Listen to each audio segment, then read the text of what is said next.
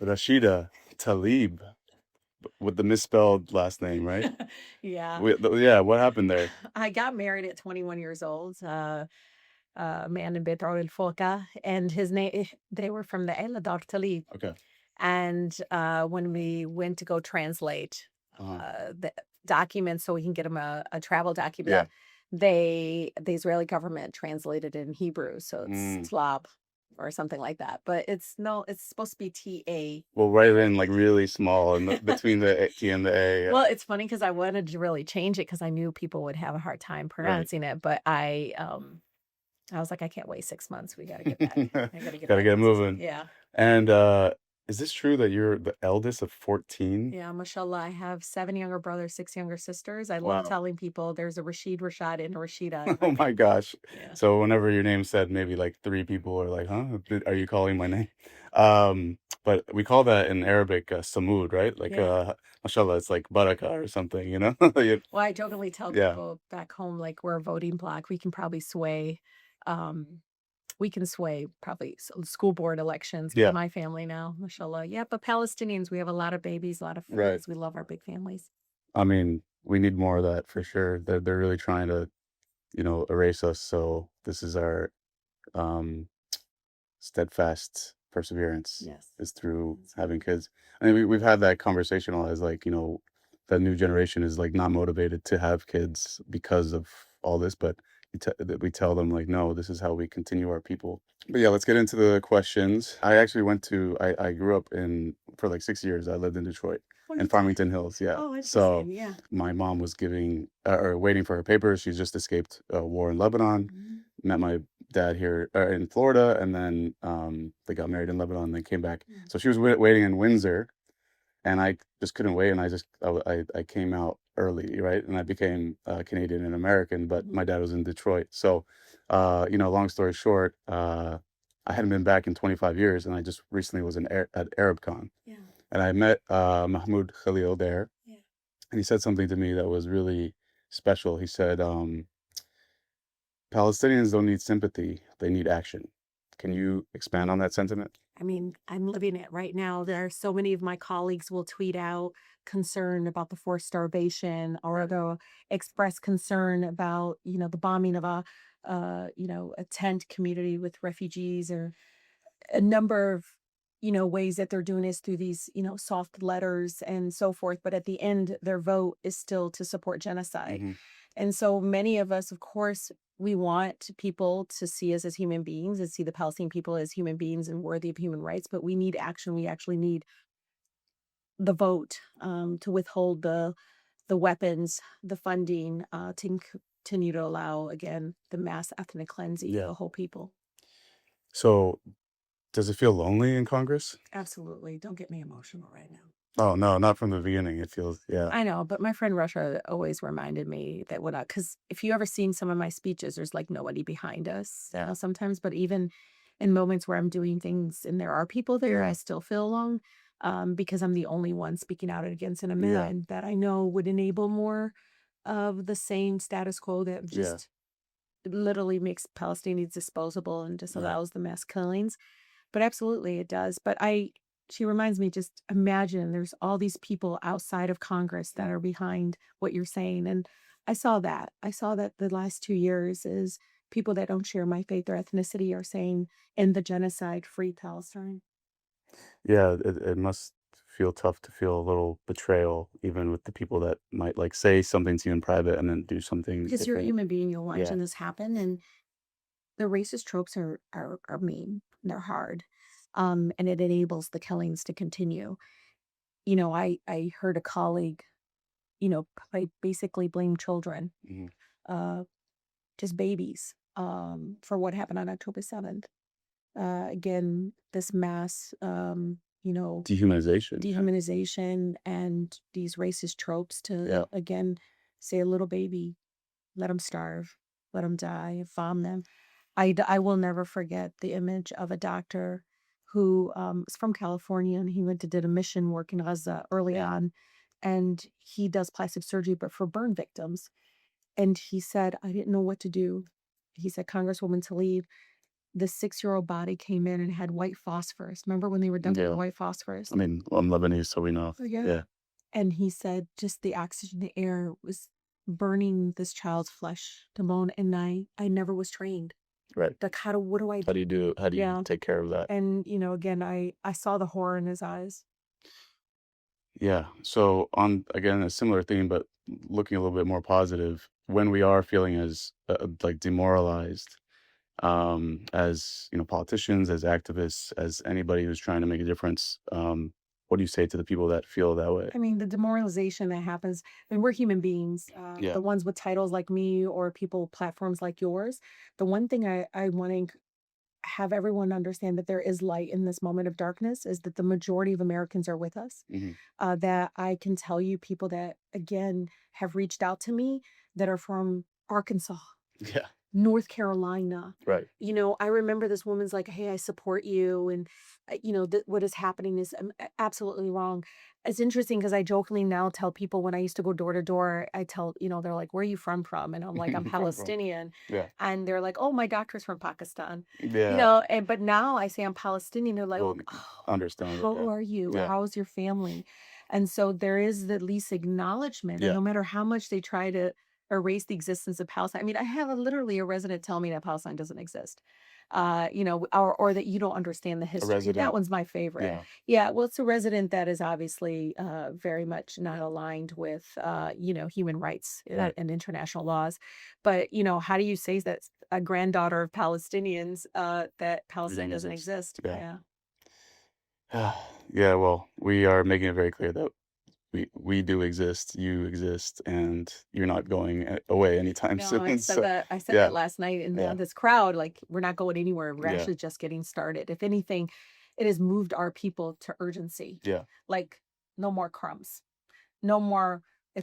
hummus. Right. You know what I mean? Oh, if we just feed them. Or Little focus. Yeah. my mother goes around, just wants everybody to know Jesus was born in her country. Right. As if like, oh, she Jesus told was people that Palestinian. Jesus was Yeah. Palestinian. That all of a sudden, and I always tell Yuma, it doesn't work. Yeah. I'm like, Yuma, it's not working. People, first of all, people don't believe you. Yeah. And then second of all, it doesn't work because again, the racist tropes of the dehumanization that is happening of Yeah. the Palestinian people, it is very real, and it's obviously led to, again, allowing a genocide to happen for over 2 years.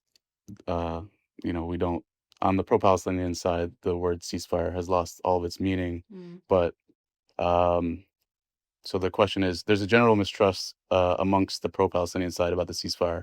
Why is that? I think it's because we've been here before. We've seen it. I mean, look at Lebanon. Yeah. People are not talking about what's happening in South Lebanon right now. So many of my families in my community right now are sharing me images and telling me about their family members there, their homes getting demolished, that military occupation, again, illegally, Yeah. is I in. mean, I'm from Shibah. I'm out to Yeah. Shibah, and It- it's literally our version of, I mean, the occupation over there. So I have a family member. He lost his brother and all his. Yeah. You saw the wife survive and we Yeah. have the child. I mean, that's yes, horrifying.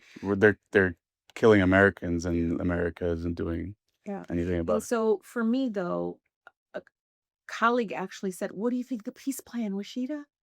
And I look at him, I said, "Why do we need a peace plan? What do you mean? Why can't we just follow international law? Why do we Right. need a separate agreement? Follow international law, enforce international law, prohibit, again, using our leverage, our funding, prohibit, again, war crimes. This is what we can And do. there is precedent. I mean, There's there, precedent for yeah, it. We don't need a separate plan, especially a plan that doesn't even have Palestinians at the table. yeah. It doesn't make any sense. No. So for me, when I hear ceasefire, I shrug a little bit. Maybe they get a little bit more peace just for a couple hours. But we know the genocidal military that's still there, very present, Yeah. wants their children to die, want them to die. They want to continue to ethnically cleanse the Palestinian people. It's very clear. And they're not going to stop. They're not going to stop in Lebanon, nor do they stop in Palestine, and they're bombing Syria Right. as well. And again, as quick shout out, Mohanad Malas made this happen. Yeah. Thank you to him. He actually introduced me to Sam Rasool, Yeah. delegate out of Virginia. Do you guys know each other at all? Yeah. Okay, I was a state representative when he became a state representative. amazing. Yeah. So I He's was I think his family's from the Beira, and my dad's from Beit Hanina, my mom's from Beit Ra'ufo. incredible. Yeah. Yeah, and we had a great conversation. So I'm trying to like call back to that, Mhm. and I asked him about the kind of the general sentiment of the American people that they don't trust the two-party system anymore. Can we expand on that? I have a 20-year-old in my house, right? I Yeah, mean, this is this generation coming behind it. I mean, because again, both parties and the establishment, right? The Democratic establishment, especially, has really lost a lot of trust among the American people. yeah, People are tired of both parties. And I think it's because they're funded by the same people, yeah, right? It's not just the pro genocide organizations, it's also the people that don't want to fix our healthcare system, don't want to fix the fact that childcare is keeping people in a cycle of poverty, or that we're not getting the education funding levels that we should. I mean, all of these things are happening while I watch my colleagues literally vote for the crypto bills. They vote yeah, again recently to give like what over 10 acres of land to a for-profit concrete company, forest land, And again, I'm the only no vote up there. yeah. And so, American people are watching this, and a lot of my Democratic colleagues, I know more about how they're feeling. They just don't understand, well, why do we have one of the worst favorabilities since 1994? I mean, I mean, I can tell you it's because yeah, you're taking money from the same people that are hurting the people that elected you. yeah. So, can it be fixed, or do we try to change it I think completely? more and more people are becoming more independent in our country. Yeah, They're not falling the line or becoming part of a party system. yeah, They're voting their values, but depending on what that person or individual, supports. I see that yeah, more and more, but I always tell people, especially I think Arab men, yeah, especially, have been independent voters most of their life. yeah. Really, I have 7 of them in my, We have some. commitment issues. That's what it Well, I don't think it's commitment is. issues as much as you all are Yeah, independent voters, and yeah, sometimes I wish these parties would look at you. You should see how they treat white independent right. voters. They should understand that you all will sway depending on where your issue, the number one issues Yeah. or priorities are for you and your family. And so they need to understand that, especially Arab men, more than even the Arab So women. that's how we increase our political power. That and the fact that we're going to show that we have a voting block, Yeah, and we're not going to bow down just because there's a D next to your name. yeah. So you heard it here. Arab men, join Rashida and please help her out so she doesn't feel alone in Congress. So, which kind of segues into what does a Mamdani win mean for this country? I mean, Zahran Mamdani represents so much more. Of course, alhamdulillah, I think he's exposing our faith in such a profound way because he's tackling poverty. Yeah, He's tackling things that, again, if you know the hardcore, things about values of just people of Muslim faith yeah, specifically, you know that you got to take care of the community you live in. But he is doing it in such a way that people are like, yeah, he's Muslim, but he's actually going after the high cost cost of rent. yeah, He's going after the fact that we need transportation to be free, free yeah. bus transportation, all of these things. I mean, he was in the back of a food truck and he was like, "We're making these plates of food $8 instead of 10." So And he's yeah, also just so lovingly, he's a foodie. yeah. I mean, I've never seen a guy light up as much as he does about food. Right. Yeah. Like, I love that. Yeah, and, the sentiment of, uh, they're releasing themselves from APAC too. He's committed to not taking any, not even just APAC, but, like, foreign money in general, and they're actually giving a lot of money to the opposition, and they're still hemorrhaging money and losing it because it doesn't look like Yeah. anyone else is gonna win except for him. So, he's setting the precedent of, how the new wave of politicians should be running their campaigns. I mean, you should see even the videos. I don't live in New York. I was in, Yeah, but he's making people fall in love with New York again. yeah, You know what I mean? Like, even New Yorkers are like, he's bringing such joy into his yeah, campaign, even though I think a lot of us are seeing some of these really racist questions. I mean, we're only asking him these questions yeah, as he's Muslim. But I can tell you, there's something incredibly special about the fact that he shows the love for the community he wants to represent, the city he wants to represent, and the fact that he's so unapologetic right, in being, beautifully South Asian, beautifully Muslim. amazing. And I think, correct me if I'm wrong, but there's one guy who's running in Massachusetts. His name is, Seth Moulton, Yeah. and he committed to, like, cut ties with AIPAC, and he, like, gave back the money. Mhm. Do you see this happening on a bigger I scale? think there's 2 others that Yeah, may have done the same thing. Again, I wanna caution people, great, you're not gonna take money from the people that support the genocide, yeah, but I hope you call it a genocide, yeah, because some of the same people are not calling it a genocide, but also the same people that vote for the funding. yeah. I think, we had Anna Kasparian on not too long ago, and she said we're in the normie convincing phase. So we we do the bare minimum and then grow from there. Crumbs. Crumbs, yeah. So We don't want we don't crumbs. want crumbs We're in the anymore. middle of a genocide. 100%. We want it to stop. So congratulations, Seth, but you also need to vote no Right. next time the package comes before us or continue funding again a government that will not follow international laws. 100%, honestly. More specifically, I mean, obviously, there's been some weird bills in California. I don't know if you've been following that. The recent one. There's two. There's one that was like a win, I think, about the censorship bill, but then the other one was about MENA on the census. That's people can argue that that's crumbs. How do you feel about?